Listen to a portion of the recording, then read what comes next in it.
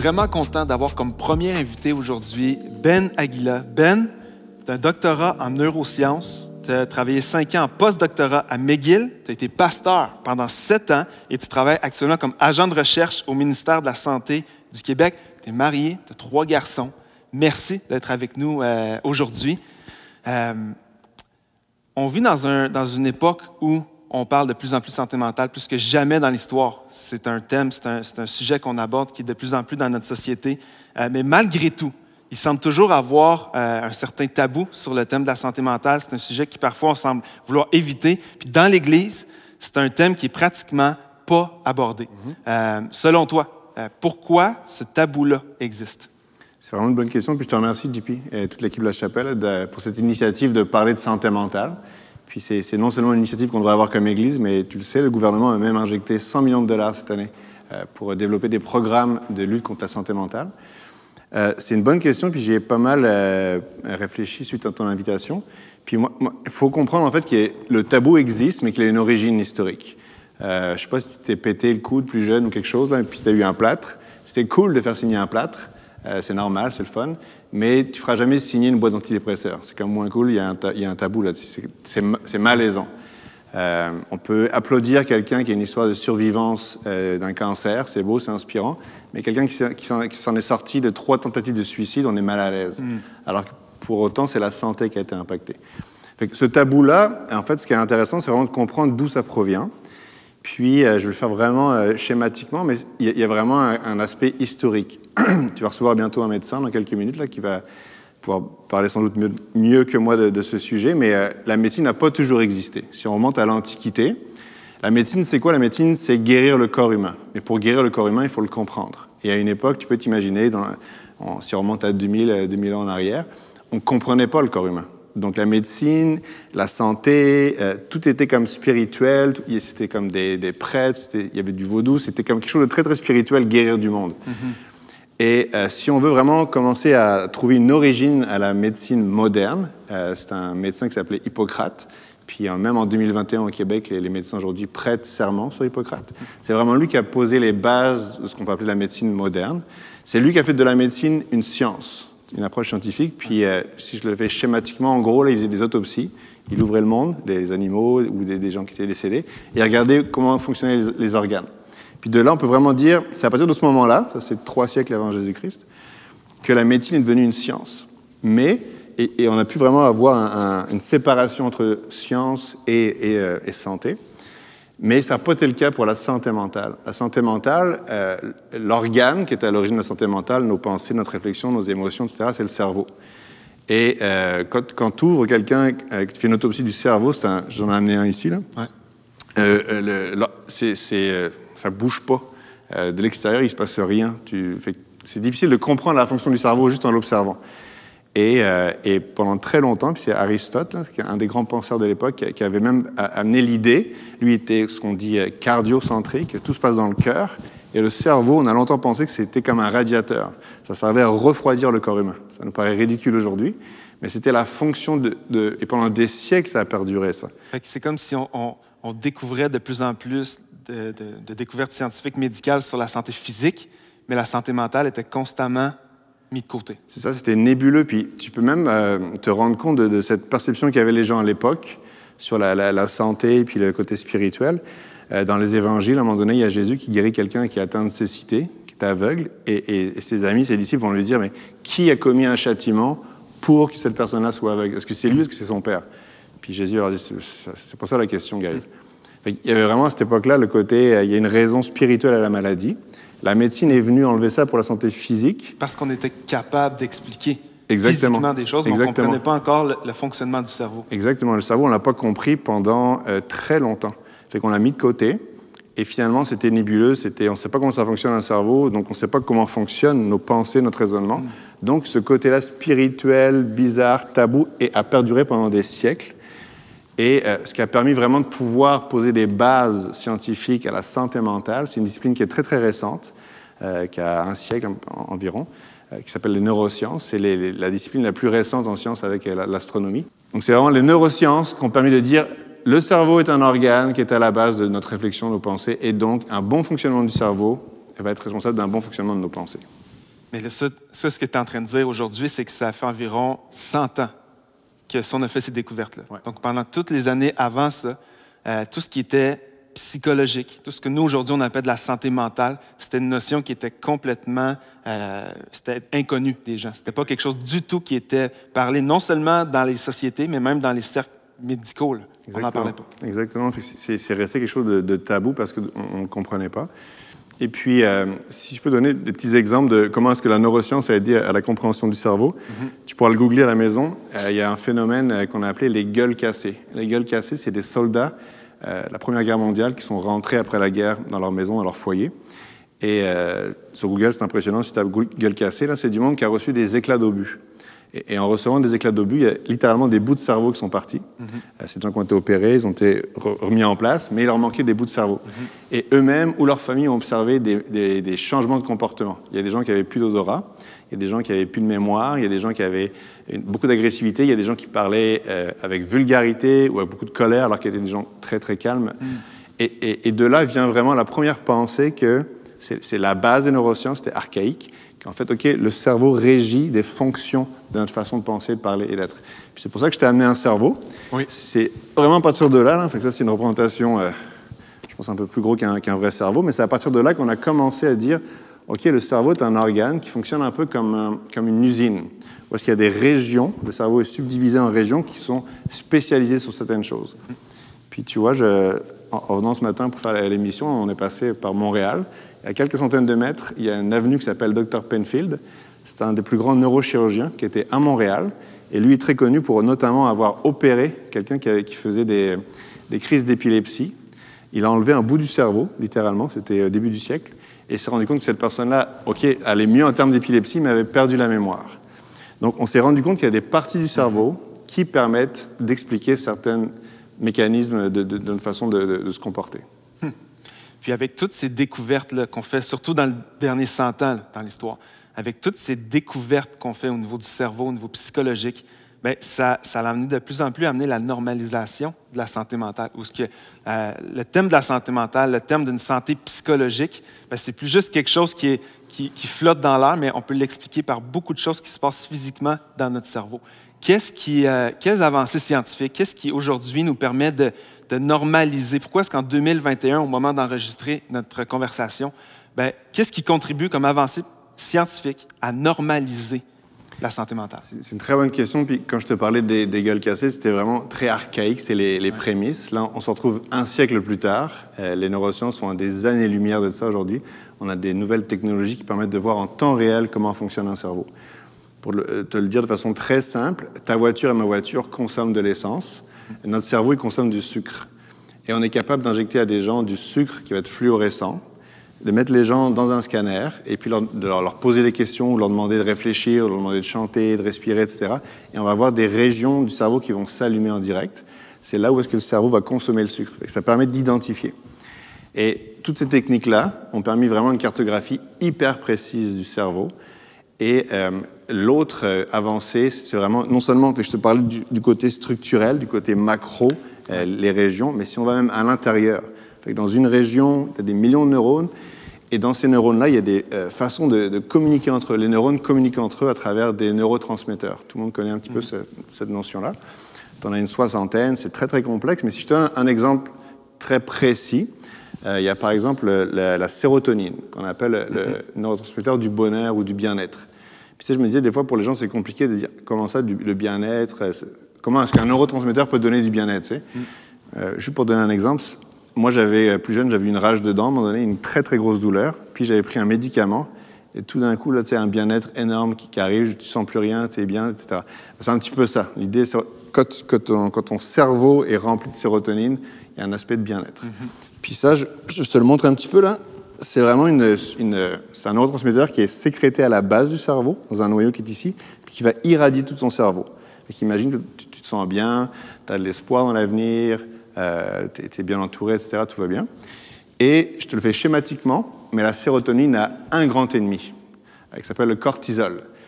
Le cortisol, c'est si, mettons, tu es sur la route, puis tu es proche de passer d'un accident de voiture, tu vas ralentir, tu vas freiner d'un coup, puis tu vas sentir comme toute l'électricité qui va passer à travers ton corps, là, une décharge. Ça, c'est le cortisol. c'est fait pour te faire réveiller, c'est fait pour agir de façon aiguë.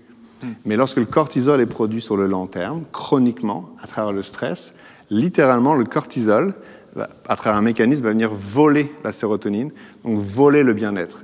La neuroscience permet de dire que le stress long terme peut voler ton bien-être et peut perturber l'équilibre chimique. Donc de là, tu peux t'imaginer que des gens qui ont vécu des traumatismes, des deuils, des drames, de la pression, peuvent être altérés dans leur santé émotionnelle sans que ce soit quelque chose de nébuleux. Ouais. Est-ce que ça serait vrai de dire, puis là, je sais que les gens qui nous écoutent ne vivent pas de stress, personne n'est stressé, personne vit de l'anxiété, mais pour une personne qui nous écoute, par exemple, qui n'a pas vécu, elle, un grand drame ou un élément déclencheur majeur de cortisol, est-ce que, par exemple, le stress quotidien, de vivre dans une atmosphère, dans un rythme de vie qui amène constamment du stress, puis de jamais, en fait, prendre le temps d'adresser ça, donc constamment avec le stress. Est-ce que ça, de cette manière-là, ça vient créer des effets qui peuvent être permanents dans le cerveau ou qui peuvent devenir comme de plus en plus aigus? C'est une très, très bonne question. Parce en fait, on a aussi observé en neurosciences que, ce que tu viens de dire, le mot permanent, il y a certains des mécanismes qu'on va avoir, comme le stress ou l'anxiété, etc., oui, peuvent causer des morts neuronales, des neurones qui s'éteignent de façon permanente. Mais il y a de l'espoir. C'est pas le cas, c'est pas systématiquement le cas. Puis je voudrais dire qu'on a, faut pas croire que le cerveau, tout ce qui se passe dans notre cerveau, on est des robots, puis on est juste la conséquence de ce qui se passe dans notre cerveau. On a quand même un certain pouvoir sur notre cerveau. On parlait tantôt de sérotonine, la molécule du bonheur. Ouais. Fait que ça, les antidépresseurs, c'est ça qu'ils font. Un antidépresseur, ça permet à ce que ton cerveau libère plus de sérotonine. Mais les deux meilleurs antidépresseurs au monde, c'est le sport et la méditation. Ça peut être la gratitude, le fait de dire merci, puis tu es capable, toi aussi, de pouvoir réguler ce niveau de bien-être-là. Quand je te dis ça, je veux pas dire ça à la légère. Il y a des gens qui nous écoutent puis qui ont des maladies mentales profondes. Fait que je vais pas dire va courir, va écouter de la musique. Il y a un spectre dans la maladie mentale, comme il y a un spectre dans la maladie physique. Que tu aies une grippe ou que tu as un cancer, tu es malade, mais les traitements ne sont pas les mêmes. Mais oui, ce que tu dis, c'est qu'il peut y avoir des altérations permanentes, mais on peut aussi choisir de faire mieux fonctionner notre cerveau. Exact. Donc, on parlait du stress, par exemple. Puis comme tu dis, le spectre est très large dans la santé mentale. Puis on ne veut pas apporter des réponses hyper simplifiées à des questions très, très complexes. Mais pour monsieur, madame, tout le monde, qui vit du stress, qui vit de l'anxiété, mais qui, ça, c'est toujours mis de côté, on ne l'adresse pas, on ne change pas notre mode de vie. Ce que tu dis, en fait, c'est que le stress cause de la cortisol et que ça, c'est possible pour nous, en fait, en changeant des choses sur lesquelles on a le contrôle dans nos vies, c'est possible de renverser la vapeur un petit peu dans notre cerveau. Tout à fait. Puis je dis cortisol, mais il y a d'autres molécules de stress. Comme tu dis, c'est plus complexe. C'est un bain chimique dans lequel baigne notre cerveau. Mais avant de venir, hier, je regardais des scanners de cerveau de gens, c'était des chrétiens, à qui on avait demandé, à qui on a donné du sucre fluorescent. On l'a mis dans un scanner, puis on leur dit fais de la méditation, pense, réfléchis à ton Dieu, prie, chante, et on voit des régions du cerveau qui s'allument. Et ce sont des régions qui permettent aussi l'augmentation de la sérotonine. Donc le fait, c'est qu'il y a un verset qui dit arrêtez et sachez que je suis Dieu. Fait que la méditation et la science encouragent la méditation. Donc c'est intéressant que la Bible en parle aussi. Arrête-toi. Le fait d'écouter de la musique va venir comme amener un calme au niveau de l'activité dans ton cerveau. C'est comme si, sans le simplifier, mais il y a dans la Bible des étapes qu'on nous donne pour prendre bien soin aussi de notre cerveau. Puis, parlant de la Bible, parlant de la foi, évidemment, tu as une formation de scientifique, mais tu as aussi tes pasteurs, tu es croyant depuis plusieurs années. Puis dans l'Église, le thème de la santé mentale, c'est pas beaucoup abordé, pour plein de raisons. Soit par manque de connaissances, soit parce que c'est un sujet que, dans certains cercles d'Église, on a des idées préconçues là-dessus, ou parce que simplement on voulait éviter le sujet. Comment concilier les récits bibliques, la foi en Dieu et la santé mentale? Toi, comme chercheur, tu as un peu les deux côtés. Tu es dans le très scientifique, mais tu as aussi été pasteur pendant plusieurs années. Comment concilier ça, les récits bibliques, la foi en Dieu et la santé mentale? D'abord, je dirais qu'il va falloir qu'on arrive à le concilier. Il faut que ça devienne un sujet. Puis, encore une fois, je vous remercie de parler de ce sujet-là. Parce que c'était déjà un sujet pour le ministère de Jésus. Quand tu regardes son agenda, un tiers de son temps, il passait dans le ministère de la Santé. C'est marqué dans la Bible, il enseignait, il prêchait et il guérissait les malades. Un tiers de son temps, un tiers de son ministère est dévoué à notre santé. Donc nous, on ne peut plus le mettre de côté, il faut en parler. Et puis, oui, dans le milieu chrétien, il y a comme un... Tu sais, on se moque des fois, puis avec raison, de la théologie de la prospérité. Je ne sais pas si tout le monde connaît ça, mais c'est l'idée de dire si tu aimes Dieu, si tu lis ta Bible, si tu es un bon chrétien, Dieu va te bénir, financièrement, matériellement, etc. C'est ridicule. Mais on a encore beaucoup dans nos églises une théologie de la prospérité mentale. Si tu aimes Dieu, tu lis ta Bible, tu pries plus, tu n'auras pas de problème mental. Juste pour clarifier ce que tu dis, puis c'est vraiment bon, c'est que la théologie de la prospérité, par exemple, c'est qu'on pense que parce qu'on aime Dieu puis on est un bon chrétien, Dieu va nous bénir, par exemple, financièrement. C'est ça. Ce qui n'est vraiment pas le cas, puis c'est pas biblique. Pas vrai. Mais de l'autre côté, ça, on pointe du doigt, mais de l'autre côté, dans plein de cercles chrétiens, puis dans l'histoire de l'Église, on s'attend à ce que, parce que j'aime Dieu, parce que je veux être un bon disciple de Jésus, ma santé mentale va être parfaite. C'est ça. Fait que c'est un peu le même parallèle que je trouve excellent. Ouais, puis je voudrais juste dire, puis je veux pas être hérétique, je veux pas être blasphématoire, mais cette théologie-là, elle n'a pas marché pour Jésus. Parce que Jésus, qui était parfaitement Dieu, parfaitement homme, la veille de sa crucifixion, dans le jardin de Gethsémani, il commence à être attaqué par l'angoisse. Il demande à ses amis, restez avec moi, s'il vous plaît, priez avec moi. Il va même vouloir abandonner. Il va dire, si c'est possible que ça s'éloigne, ce serait plus facile. Et il y a même, à un moment donné, il va y avoir des grumeaux de sang. Et le mot grec utilisé, c'est qu'il va être en agonia. En agonie, c'est pas hérétique de le dire, c'est comme une attaque de panique. Ouais. Ce que je veux dire par ça, c'est que Jésus, notre modèle en tant que chrétien, n'a pas commis aucune faute, mais dans sa bio, il a voulu marquer « Et moi aussi, dans ma santé mentale, j'étais altéré. Ouais. » Avec toutes les gens qui disent « Si tu aimes le Seigneur, si tu es un bon chrétien, ça t'arrivera pas ben, », ça n'a pas marché avec celui qu'on croit. Ouais. Donc, il faut leur mettre sur la table, il faut être à l'aise. Et notre modèle, mon modèle à moi en tant que scientifique et en tant que chrétien, mon modèle, ça va rester Jésus. Puis qu'est-ce qui va se passer? Toi, tu connais mieux que moi, tu es pasteur aussi. Qu'est-ce que va faire Jésus pendant son attaque de panique? Où est-ce qu'il y a des grumeaux de sang, puis il va abandonner, il va prier. Puis c'est le réflexe à avoir, c'est correct, il faut parler avec Dieu. Mais pour notre santé mentale, pour notre santé physique, pour toutes les sphères de notre vie, la santé mentale, ça fait partie d'une des sphères de ma vie, j'en parle avec Dieu. Puis après, il va se relever, il va porter sa croix, puis il va y aller. Ouais. Donc, il va prendre des démarches. Puis c'est vraiment ça que, en tant que chrétien, c'est l'idée de dire, c'est correct, c'est normal, ça fait partie de la vie. Je vais en parler avec Dieu, j'en parle avec des amis, puis je vais me relever, puis je vais aller chercher de l'aide. Je vais dire à du monde, j'ai besoin d'aide, je ne file pas, ça va pas bien. Et je vais aller au-delà du tabou, il doit y avoir quelque chose qui ne marche pas dans ma vie. Non, en ce moment, j'ai besoin d'aide. Exact. C'est vraiment bon. Puis quand tu lis la Bible, d'un couvert à l'autre, tu parles de Jésus, puis l'exemple est vraiment bon. Mais tu regardes même, par exemple, l'auteur de plusieurs psaumes, David, une majorité de ses psaumes. Plusieurs spécialistes vont dire qu'il a l'air en dépression. Ouais. Il a l'air de pas bien aller du tout. Tu regardes Élie, le prophète Élie dans l'Ancien Testament, qui voulait s'enlever la vie tellement qu'il y avait un mal-être à l'intérieur de lui, jusqu'à Jésus, qui lui-même semble avoir vécu des périodes d'angoisse intenses. Donc, tu sais, c'est comme si c'est un sujet qu'on a voulu sortir de notre discours biblique ou sortir de nos églises, qu'en fait, depuis l'écriture de la Bible, c'est comme si Dieu nous donne une fenêtre sur le fait que l'homme selon le cœur de Dieu vivait de l'anxiété, vivait de la dépression. Le plus grand prophète, un des plus grands prophètes de l'Ancien Testament, a voulu s'enlever la vie jusqu'à un certain point de sa vie. Et Jésus lui-même a vécu de l'anxiété, de la dépression. Exactement. Puis tu parles de David, il y a un grand chercheur en Israël, à l'université de Tel Aviv, c'est un psychiatre qui s'est amusé à regarder tous les psaumes puis qui a fait un diagnostic de la santé mentale de David. David, c'est quelqu'un qui était très altéré dans sa santé mentale. Il était abandonné par sa mère, il a des problèmes d'attachement. Ce problème d'attachement, on va le voir plus tard, il va comme commettre un adultère parce qu'il y a quelque part dans sa santé mentale, il t'attend depuis son enfance. Et c'est un homme selon le cœur de Dieu. Tu sais. La santé mentale, en tant qu'être, puisqu'on est des êtres humains, notre santé mentale est altérée parce que la santé mentale, c'est la santé et notre corps n'est pas parfait. Tu sais. Exact. Puis, peut-être en terminant, une dernière question, si tu me permets. Ouais.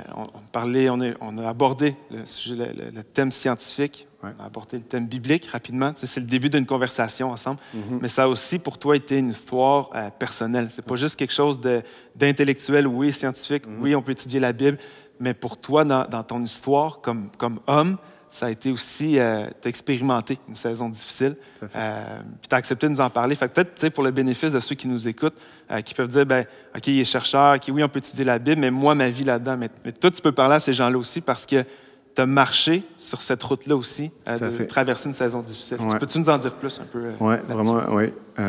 Puis moi, vraiment, cette émission que vous faites aujourd'hui, ça s'inscrit dans ma volonté à moi de vouloir briser ce tabou, parce que ça a été un tabou pour moi. Moi, une période très rapprochée, là, mais ça remonte à quelques années seulement, là, mettons 7, 8, 9 ans. J'ai perdu ma mère d'un cancer généralisé, donc c'était très dur au niveau de mes émotions, etc. Je venais d'arriver au Canada, elle était en France, je ne pouvais pas la voir. Quelques mois après, j'ai perdu mon père du cancer. Donc j'avais 25, 26 ans, j'étais un grand garçon, mais tu te retrouves sans parents quand même. Ouais. Et quelques mois après, mon bébé de 18 mois, mon premier fils, a eu un cancer foudroyant au stade 4, un neuroblastome, il a été traité au Children à Montréal. Et c'était un bébé miracle. Tu connais l'histoire, tu étais avec nous tout ce temps-là. Ça a été 1 an et demi de traitement, de l'angoisse, s'il vous plaît, du stress, il a fait un arrêt cardiaque. Vraiment 1 an et demi d'angoisse. Et il a été déclaré en rémission en 2013. Aujourd'hui, on lui a parlé juste avant l'émission, il était en parfaite santé, c'est un miracle sur 2 pattes. Mais à la fin de ces traitements, je me suis ramassé dans un état mental d'épuisement, mais comme je n'ai jamais connu. Et de pensées noires, de pensées sombres, de pensées d'idéation suicidaire, de dire j'en ai marre, j'en veux plus, c'est quoi la vie, pourquoi me battre là, tu sais? Mon père est parti, ma mère est partie, mon fils va peut-être partir, ça sert à quoi, tu sais? Et j'ai même commencé, tu sais, j'ai commencé à en parler à ma femme et dire, je voyais une image d'une corde, puis j'avais le goût de me pendre. Et ma femme m'a dit, va voir un médecin, parle-en. Je dis, non, je suis chrétien, je suis pasteur, c'est pas normal, je vais prier plus. J'étais allé dans le bureau d'un ami, Daniel Descaries, qui est psychothérapeute, puis je pense qu'il va participer aussi à cette émission. Il va être avec nous la semaine prochaine. Et puis il me disait, je pense que t'es en dépression, Ben. Puis moi, ça m'a insulté, en dépression quand même. Moi, j'étais en aguila, en étoffe, je vais me battre, j'ai de la barbe, de testostérone, tu vas pas me parler de dépression. Et il s'est mis à pleurer. Daniel s'est mis à pleurer, puis ça m'a vraiment marqué. Puis tu sais, il m'a dit, je prie que ta génération brise ce tabou de la santé mentale. La santé mentale, c'est la santé, va prendre ta santé en charge. Puis je pense que l'émission, c'est le prolongement de ça. Je suis allé voir un médecin. J'ai dit, j'arrive plus, je vais craquer. Et le médecin m'a accompagné là-dedans. Et j'ai pas mis Dieu de côté en disant, je vais aller voir un médecin. J'ai mis Dieu avec moi dans cette histoire-là. Seigneur, conduis-moi vers le bon médecin, vers le bon traitement. Et j'ai pris des antidépresseurs, j'ai changé mon hygiène de vie, j'ai fait plus de sport, je me suis plus reposé. Et même, j'ose te dire, en tant que scientifique, que pasteur, que peut-être si je n'avais pas eu cette médicamentation-là, je serais peut-être plus là aujourd'hui. Ça a été un besoin pour moi. Et je crois que Dieu m'a accompagné dans ce processus-là. Pour certaines personnes, ça va être à vie ou quelque temps. Mais prends ta santé mentale en charge, ça fait partie de ta santé. Et c'est pas en faisant ça, tu ne vas pas mettre Dieu de côté. Dieu va t'accompagner dans cette vallée-là. Puis ce que tu as dit en terminant, là, c'est vraiment bon. Tu sais, c'est que souvent, on dirait que, surtout dans le milieu de l'Église, là, avec un grand E, là, on a entendu le discours de c'est soit la science, soit la foi, tu sais, c'est soit un ou l'autre. Mais là, tu parles que, non, tu sais, pour toi, la foi, c'était, et Dieu, et comment Dieu était avec toi, mais c'était dans le processus de guérison médicale aussi. C'était pas un ou l'autre, mais c'est les deux ensemble, tu sais. Puis je pense que tu contribues à briser le tabou avec ce que Daniel te disait dans le bureau, de briser le tabou sur la santé mentale. Ben, c'est ce qu'on essaie de faire cette semaine et la semaine prochaine. Fait que Ben, moi, je te remercie. Je te remercie énormément d'avoir eu le courage de venir nous raconter aussi une partie de ton histoire. On est tellement heureux pour le petit Ruben, qui est le bébé miracle qui est là. Mais merci aussi pour ta vie, ton ouverture, puis juste ton expertise de venir nous apporter un peu les deux côtés de la médaille scientifique, mais aussi biblique et la foi là-dedans. Fait que merci, Ben, de ta contribution. Un plaisir, JP.